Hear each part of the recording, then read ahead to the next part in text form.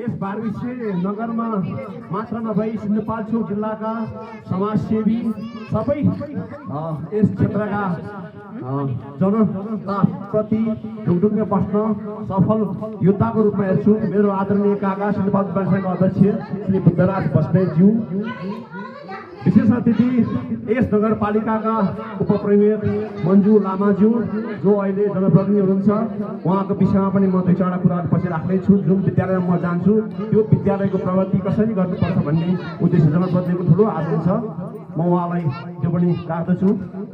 विशेष अतिथि रूपमा नेपाल राष्ट्रिय माध्यमिक विद्यालयका हालका अध्यक्ष मेरो आदरणीय फुपाजू श्री बहादुर भण्डारीज्यू, यस विद्यालय व्यवस्थापनका अध्यक्षज्यू, किवानी सिन्धुपाल्चोकका सदस्य मित्रहरू, यस विद्यालयका शिक्षक शिक्षिकाज्यूहरू, अभिभावकज्यूहरू, बाल बालिका भाइ बहिनीहरूमा म फेरि पनि सिन्धुपाल्चोक किवानिस र नेपाल डिस्ट्रिक्टको किवानिस तर्फबाट जय किवानिस जोगाउँछु। जय किवानिस। किवानिस के हो त भन्दा मैले प्रश्न पार्नुपर्छ।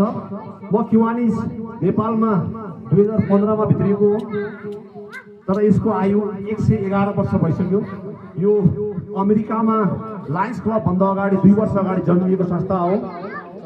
मान्छेले सोध्छ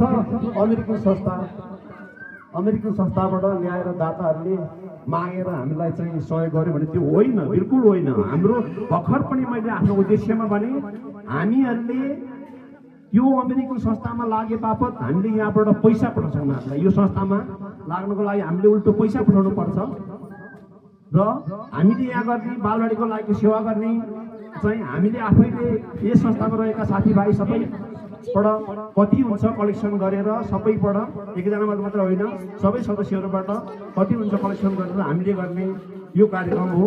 यो कुनै अमेरिकन संस्थाबाट अमेरिकन देशबाट ल्याएर चाहिँ हामीले हजुरहरूलाई गरेका होइनौँ।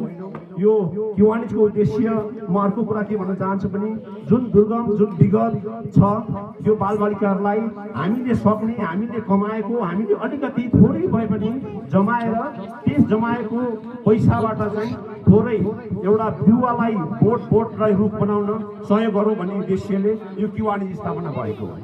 किवानिसले चाहिँ कुनै पनि अरू क्षेत्रमा काम गर्दैन, बालबालिकाको क्षेत्रमा मात्रै काम गर्छ।